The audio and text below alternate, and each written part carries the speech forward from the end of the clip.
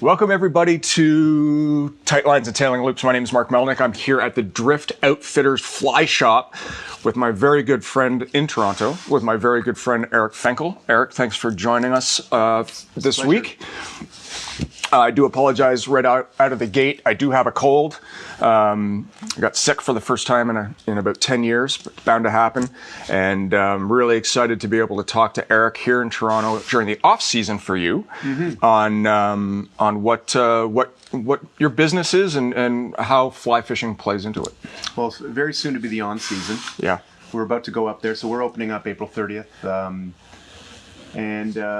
I think it's going to be really good in May and June.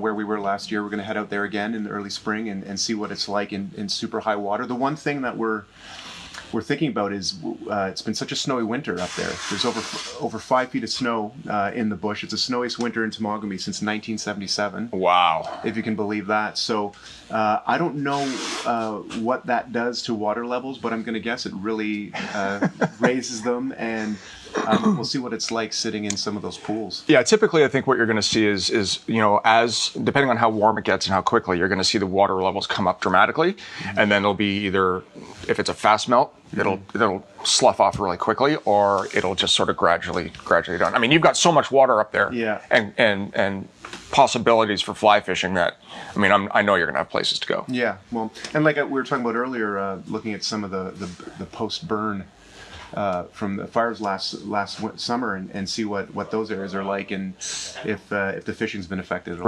Right. That'll be interesting to see if the pH of the water's changed with all the ash and everything. Yeah. So Erik is the owner. Erik and his wife Karen are the owners of a fantastic canoe culture shop in Temagami, Ontario, which is about 7 hours north of Toronto? 6 hours north? 430 kilometers. 430 kilometers, 4 hours north of Toronto, Ontario.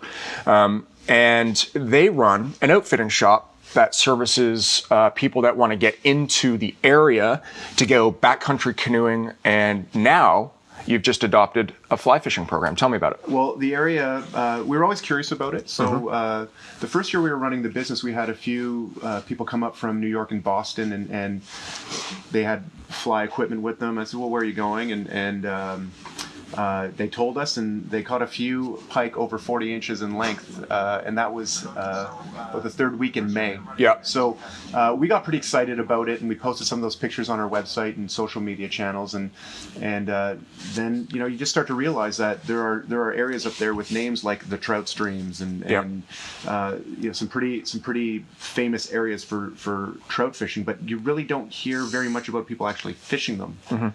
And they're difficult to get to, and you kind of have to canoe trip into them with your gear, and then once you're there, the opportunities are pretty much endless. But we just got really excited about it as a really good shoulder season opportunity for us to get people up there, get them in canoes, and get them doing something where that weather and those seasons are really perfect for that activity. So we got into it. So for those of you who may not know, we did a new fly fisher episode in the Temagami region, based out of the Temagami Outfitting Company, last September. That's right. We were.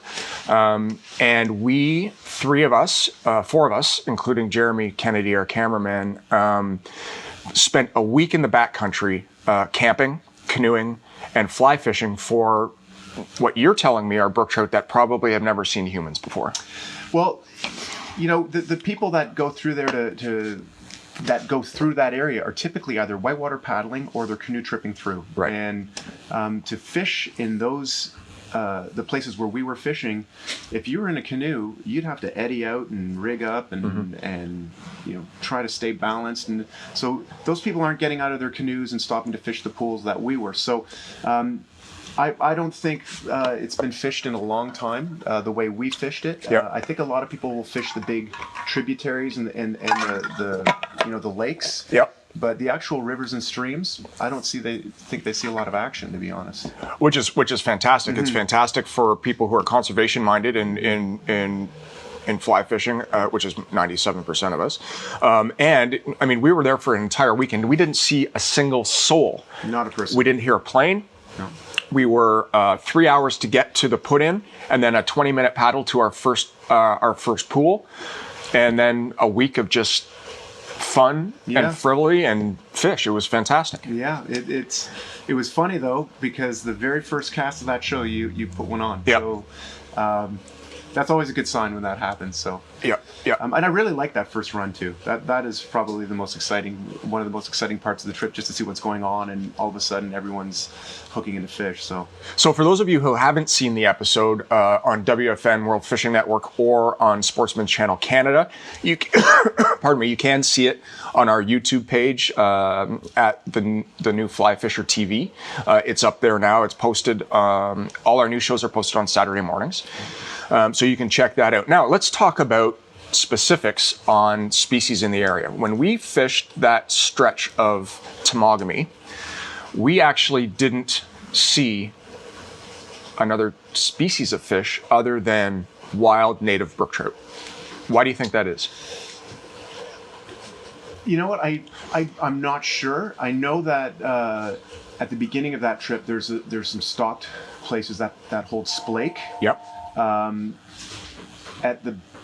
You'll recall we fished that beaver dam for a bit. I have caught a perch there before. Okay.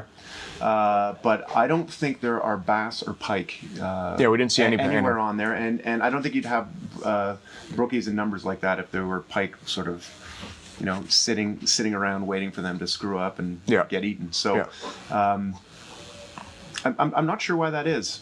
It's an interesting phenomenon, and it's fantastic for brook trout anglers because there are lots of fish there. We didn't catch any giants, but I'm sure that there are big fish in that system. The fish that we were catching were, the north side of 12 to 15, 17 inches long, up to 19 actually, which is a fantastic fish on any rate. And what I like about them is that they're super fly friendly in that they really, really aren't shy in any way, are they? No, and did we actually catch any on streamers? I think it was mostly dry flies. We caught them all on terrestrials, actually. So, which makes it a lot of fun. Yeah, the Chernobyl ant. That's in my box now. Gurglers, hoppers. While we were waiting for Finn O'Hara to join us on the trip, he paddled up from another put-in. I found a boulder garden and had the opportunity to poke around in there, and I bet you I released 35 fish in 2 hours. I mean, it was absolutely heavenly. So tell me a little bit about your business and what you offer for fly anglers, and we'll get into that. So, Temagami Outfitting is one of the oldest outfitting companies in Canada. It was founded in 1926. My wife Karen and I are new owners of the business, 2 years in. In terms of fly fishing, we offer a package, a 5-day package, where we take groups of up to 5 people doing the same trip that we did with the new Fly Fisher. And it's a 5-day trip. First night in our building, and then the next 3 nights in the bush, staying at home pool. It's very similar to what we did. And it's fully outfitted. All the gear is provided except the fly fishing gear. It is guided as well, so the food is cooked for you. Fantastic. The tents are put up, even if you need help on some of those portages. If you're gonna line your canoes down, the guide will help you. Guide will help get the stuff portage. So it'll be less strenuous than say your typical canoe trip where you're hauling gear all over the place. So what I like about the trip that we did is we actually made the conscious decision to stay at what Erik referred to as home pool, which is a fantastic campsite that has a waterfall in it, great place to swim. It's very moosey, super moosey. Yeah. And we were doing day trips from that home pool to go upriver, downriver, and explore the tributaries of this system. So there's really whatever you're interested in doing, you can custom create a trip to cater to that. Yeah, and if people, you gauge the group. If the group is very fit and they're into that sort of thing, we can even continue down the system all the way and do a pickup in another spot. Right. So it kind of depends on the group, but the trip that we did and our marquee trip is sort of more than enough to suffice for a really good 4 or 5 days of fly fishing. So Brian Whippy, has commented, in today's world of Google Maps, you have to think outside the box. I fully agree with you on that. fish the hard to get to spots, as no place is a hidden spot anymore. That is true, and it's indicative to what you do as a business operator to be able to supply people the ability to get into those spots. Because talk to me about the accessibility of fly fishing for brook trout in Temagami. Well, to Brian's point, Google's wrecked fishing. People say that. The beauty of where we fish is you can almost tell people where it is because it's still super hard to get to. Everybody knows that you can go fish on the Attawapiskat River, but you got to get there.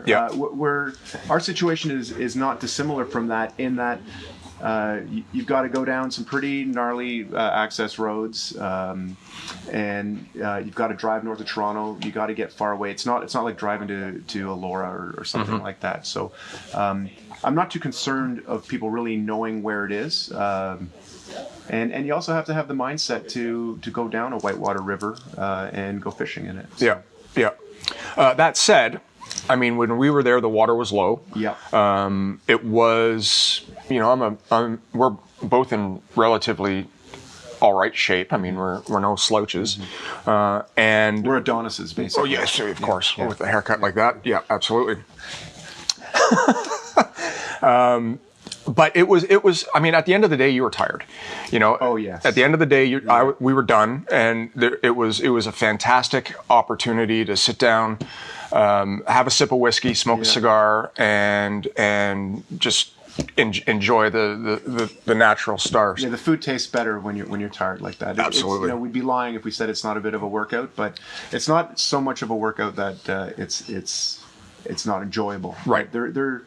There's some activity, that's for sure. Okay, so one of the things that strikes me as valuable to anybody who wants to experience the Temagami region in northeastern Ontario is the fact that you're not a stupid business person. You know that you can, in order to get people involved in our sport, you can get them in early, you can get them in affordable, and you can get them into places where they are going to have success. Talk to me about your 25 and Brook 25 and under 25 program. So I remember when my wife and I used to go on canoe trips when we were younger, and even a $45 a day canoe seemed like an expensive thing. You have to go buy your tents and your food and all these sort of things. So the price can actually add up. So what we decided to do last year was create a program called the 25 and Broke program. So what we basically do is if you're 25 or under and you convince me you're broke, you don't really have to convince me you're broke, but if you're 25 and under, for $30 a day per person, you get all the gear. You get your canoe, tent, stove, tarps. You don't have to buy anything. You show up with the clothes on your back, basically. And a good attitude. And a good attitude. And you can go out on a trip for 4 days, 5 days, $120, $150 a person. You go on a trip like that, which would normally be $500 or $600 a person. So you actually get the opportunity to go on a canoe trip.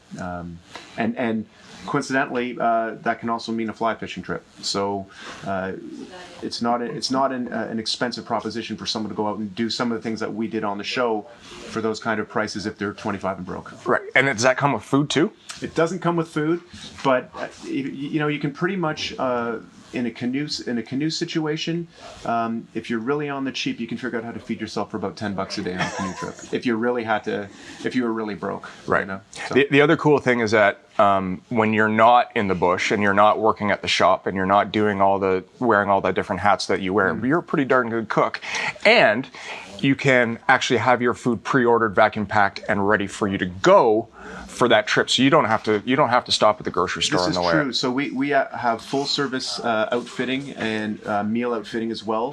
3 meals a day plus snacks, and we've never had anyone complain about that food either. So it worked out well. We had that. Yeah, it was fantastic. On our trip, so it was absolutely good. Rod Murray, better late than never. Always glad to see you, Rod. Thanks for tuning in. We are at Drift Outfitting and Fly Shop here in downtown Toronto on Queen Street today. And to recap, we were talking to Erik Fenkell, the co-owner with his lovely wife Karen of the Temagami Outfitting Company. We did a wonderful week-long canoe trip in Temagami, fishing for unpressured wild eastern brook trout last summer. Tony hello from Sault Ste. Marie. Are we filming near the Sioux this year? Absolutely. We love fishing the St. Mary's Rapids. Even if we're not shooting, I can guarantee you that representatives from the new fly fisher will be stopping in the Sioux on the way through to northern Ontario, to Algoma country, to northwestern Ontario, and the east. That fishery is absolutely unbelievable, world-class. St. Mary's Rapids in Sault Ste. Marie, Ontario. Let's talk a little bit about flies, Eric. Let's talk about equipment needed for what you offer. You do not supply fly gear for your clients. Not yet. Not yet. We're investigating to see what would be involved doing something like that. We sort of have to figure out what the demand is on our product that we're offering to people. So that's how brand new this is. Yeah, I mean, this is brand new. If you want to fish virgin territory, this is a guy to get in touch with, because Gab from the shop here went down with his SoFly crew last year. We went down. There was one other trip that went out last summer, right after we did, and they had massive success. Yeah, so we did a trip again. The 3 trips that we sent down there, we lost count of all the brookies. Yeah. So yeah. And with Gab's group, we only went down to that second beaver dam because we were there on a day-long trip. So just a scout mission. Yeah. So I think we probably caught 10 or 15 that morning. Do you have plans to do further exploration in the area? Absolutely. So I think if anyone was following what was going on in Temagami last summer, we had actually the largest forest fire in Canada in the park where we shot that episode, the Lady Evelyn and Gray's Macomb Provincial Parks, 36,000 hectares. So that was apparently the largest forest fire in Canada. The issue that you probably didn't hear that much about it was because there was nothing in its way. There was no property destroyed, and we had a few other fires in the area. So we're going to go up there and look at some of the streams that got burnt over last year, and I've spoken to the park superintendent, so we know we can get down some of these roads, and we're going to do some day trips and some overnight trips to see what effect those fires had on the streams, especially some of the rivers we know where there are brook trout and that have traditionally been brook trout rivers. We're going to go have a look at those and take some pictures and see what's going on there. Fantastic. Sean York from Maui, Hawaii. Good show last year. Thank you very much, Sean, for that. Did you hit some water with 16-inch plus fish? Yes, we did. And in that system, years before, when the new fly fisher just started getting going, I believe Colin McEwen actually poked a 7-pound brook trout out of there as well. That's what he told me. Yeah. So let's talk about equipment. What equipment do you recommend to bring into the bush on a remote backcountry canoe style brook trout trip? Do you mean fishing gear? Or yeah. Well, I'd go with light stuff. Yeah. So anywhere from 3 weights up to 5 weights or 6 weights. The rivers are not big enough that you need to consider a switch rod or a 2-handed rod. They're very accessible with single-handed rods. The fish can get big, so bring a mid-arbor to a mid-arbor reel will be fine. You're not going to get many fish, if any fish, that'll take you into your backing unless they're in some heavy current. And you're roll casting a lot as well, like it's a lot of short casting and that sort of thing. Yeah, so that brings me to a good point, is that, these are canoe routes. There are campsites that have been identified by the parks to be able to stay there. However, what I noticed and what I really appreciated was that there weren't any portages other than moose trails and very, very light traffic kind of trails to get by. So you're really going into the wild, you're really going into the roughing it all. And what I really enjoyed was the ability to line our canoes down. Number one, it saves a massive risk of breaking a fly rod in the bush because it is virgin territory. And number two, you just tuck the tip under that front seat and you're good to go all day. Now, you recall you were the only one with the spikes on your boots. Yeah. You had the least amount of difficulty on some of those slippery rocks. I think that's a good gear tip, is to have the steel pegs. Yeah, we're seeing a real change in in footwear for fly anglers, especially with companies like Orvis that have partnered with Michelin, the tire company, to have a fantastic a set of grippy boots. And I personally have moved away from felt, with all the traveling we do for the new fly fisher, not having to worry about the regulations of felt in certain states and provinces is key. So studded boots definitely were the way to go, and I was able to rock hop no problem. Yeah, you had the least amount of slippage, I would say. Rod Murray hoping to do a quick Algonquin ice out trip this spring and Lady Evelyn in the summertime. That's your territory. You should come by the store. We're in the bustling downtown village of Temagami. Yeah, it's a riot. So flies. Let's talk about flies. We fish primarily with terrestrials. All that whole entire trip, but don't discount bringing smaller streamers, woolly buggers, cone-headed bunny leeches, things like that. There are pike in the system, so in Temagami, if you so choose to fish for pike or bass, consider a 6-weight or an 8-weight rod. And it's the kind of place where you can bring flies that you want to experiment with, because these fish don't see flies in any way. Well, the trip after, when we took a client down the river the week after we were there, Johnny caught some fish on salmon flies. So. Oh, really? Yeah. Like riffling hitch, skating them out on the surface. Just trying them out, and so that worked out for him. Cool. Cool. So let's talk about how people can get in touch with you, Erik. So you can contact us through our website, temagami.outfitting.ca, and we have a little form you can fill out there telling us what you're interested in, and we get that email right away, and we're very quick at responding and getting back and forth. Or you can call me anytime at 416-835-0963, and we love to talk about brook trout and canoeing, and you're never bothering us if you do that. So yeah, it's an absolutely wonderful opportunity for people that are 25 and broke, or under 25 and broke, that want to get into the fly fishing world, to have nearly guaranteed success at catching one of my, if not my favorite freshwater fish to catch on fly, being brook trout. Come down to shops like Rob Sesta's here at Drift, and you can get hooked up, set up for a wonderful fly fishing career by buying a pre-made kit, a kit that's ready to go right outside the fly shop, so that you don't need to invest a whole ton of money. Figure out if you like it, enjoy, bring some friends, for $30 or less a day plus food. I mean, you can't go wrong with that. No. It's a good deal. It's a good deal. Well, it's smart, because you get them hooked early, and you know that there's people that are going to be coming back year over year. Yeah. All right. Anything else you want to talk about? No, I'm really excited to get up there, and it's going to be an interesting season, because the parks were closed last year from July 8th to August 15th. Right. So we're looking at a big season. There's a lot of bookings that have already come in, and I think people are chomping at the bit to get out into Temagami. Northeastern Ontario is open for business.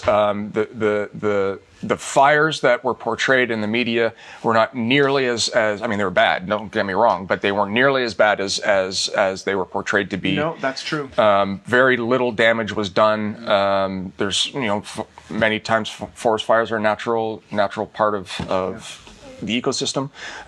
Northeastern Ontario is open. Temagami will be open. The season you run, you said you're going up here in the middle of April. So we're opening up shop April 30th. We're going to be up there full time. We were opening this winter for specific groups, and we run a winter camp up there as well. But we're open full time April 30th moving forward. Our first trip goes out May 2nd. Fantastic. So. And I'll tell you what, it's such a fantastic trip. It's such a great trip that I'm taking my wife and my kids up for a week long. Have you guys there. And just to unplug, get out of the rat race, and get to meet some fantastic brook trout. Yeah. Okay, so for people that want to watch the show, the new Fly Fisher series. You can check it out on YouTube. It also airs on WFN in the United States, World Fishing Network, as well as Sportsman Channel Canada. Check your local listings for broadcast times, and all of our new episodes premiere on YouTube Saturday mornings at 9 a.m. Eastern Time. Thank you everybody for watching. You can check this out. This video podcast will be uploaded on YouTube on Sunday. And if you have any questions about anything, feel free to reach out to us at the New Fly Fisher. Check out temagami.outfitting.ca, and of course, thenewflyfisher.com. Thanks, man. Thank you. All right.